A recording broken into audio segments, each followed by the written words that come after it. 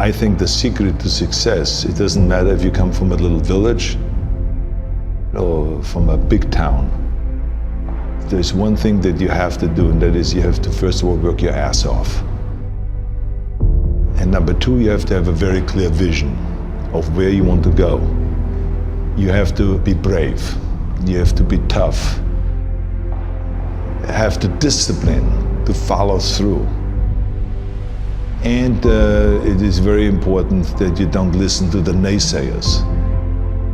Because in every step of the way, when you make decisions like, I want to be a bodybuilding champion of the world, people say, this is impossible, this is an American sport, it's never going to happen. When I wanted to be in the movies, they said, you have an accent, it's never going to happen. No one ever became a leading man when you have an accent. Everything is always impossible until someone does it. Trust yourself, break some rules, don't be afraid to fail, ignore the naysayers, and stay hungry. Let me tell you, I've made a fortune in several careers, and I've been very successful in several careers by ignoring the naysayers and believing in myself. Imagine you're 15 years old and you're in Austria and you say to the people, I want to be the bodybuilding champion of the world. Of course they come to you and say, but wait a minute, that's not an Austrian sport. Bodybuilding, that's an American sport. But you know something, I had it very clear in my vision and I knew exactly what I wanted to do. I wanted to be a bodybuilding champion. And I started training 1 hour a day, 2 hours a day, 3 hours a day. By the time I was in military service, with the age of 18, I trained 4 or 5 hours a day. And I became the youngest Mr. Universe ever. The youngest world championship at the age of 20. So much for it can't be done.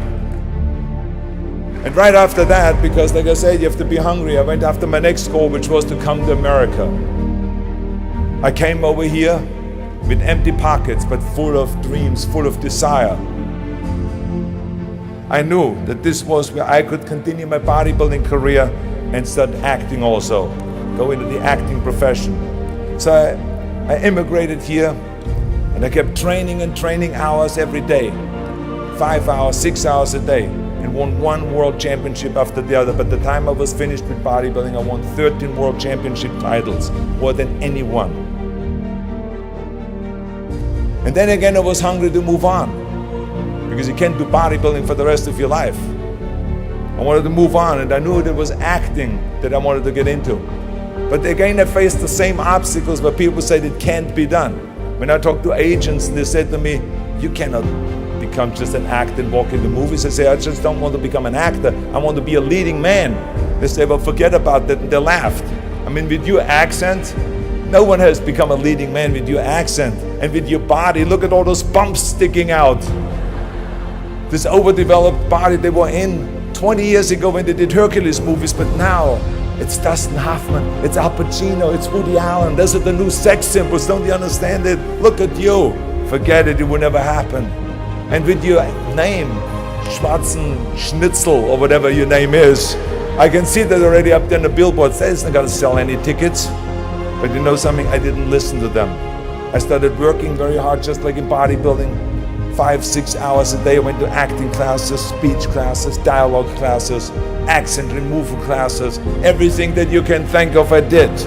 And slowly everything started happening. All of those liabilities that they talked about started turning into assets. When I did Conan the Barbarian, the director came to me and he said, if we wouldn't have you, we would have had to build one.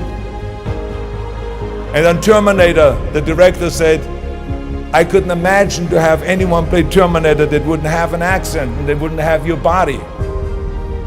I cannot imagine the line, I'll be back, with a normal American accent. It works so perfectly that you have this German accent. So all of those things that they say the liabilities became an asset.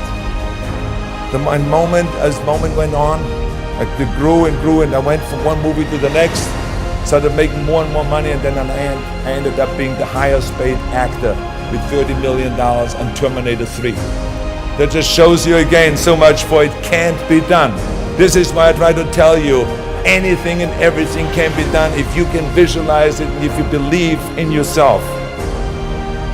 never give up and never be afraid of failure, because otherwise you box yourself in and you limit yourself. I was never afraid to fail when I ran for governor. I was never afraid to fail to tackle anything, because you should not be afraid of failure. That's just part of life. Work your ass off. There is no magic pill. There is no magic out there. I'm a big believer in there is no such thing as a self-made man.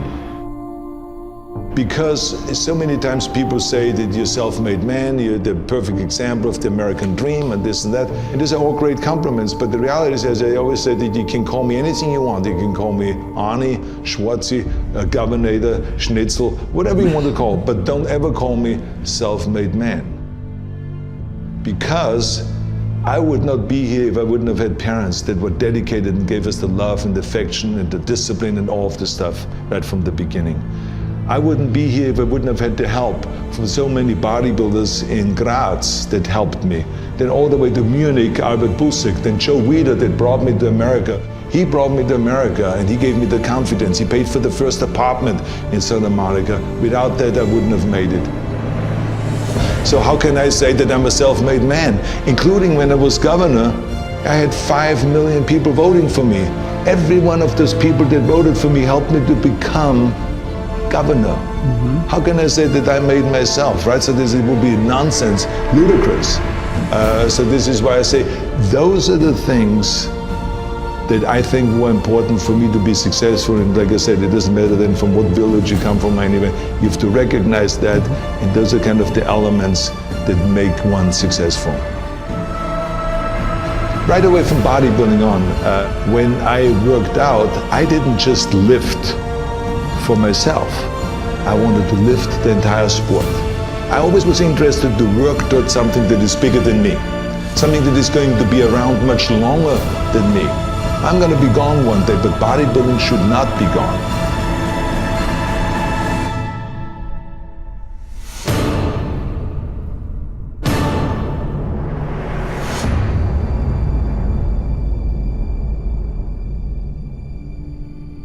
No matter how successful you get, no matter how old you get, you always have to be hungry for more.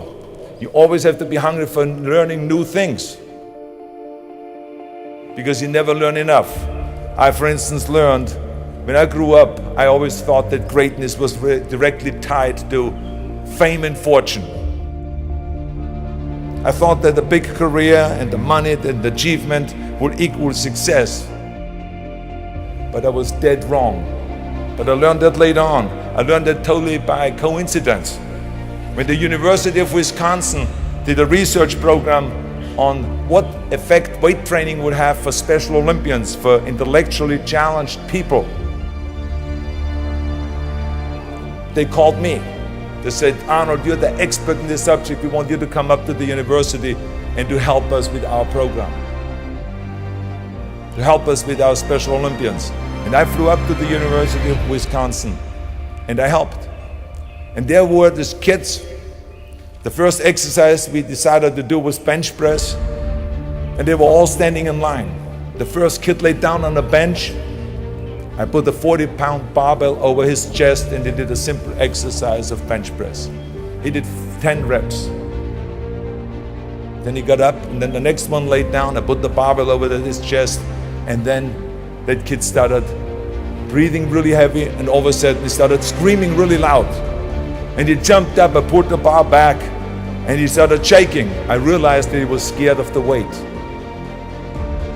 So I calmed him down. I said, that's okay. Just watch your friends do the bench press, and maybe you want to try it again. And the friends came through and they did all their bench press, and everyone did great performance, and then all of a sudden he stood in line on the end and tried again. He laid down. This time I gave him the empty bar, just the 20 pounds. And he did 10 reps. And then I said, you want to have more plates on it? More weight? He said, yes. So I put 2 more plates on it. Now it was back to the 40 pounds that he had earlier. And he did 10 more reps. Then he said more. Then I put 2 more plates on it. Now it was 60 pounds. He did another 10 reps. And he said, more. He did then 80 pounds. Then I lifted the weight off and he jumped up, high-fived everyone, and he was so excited. And it was a real eye-opener for me, because when I saw that kid going from terror to self-confidence in a short period of time.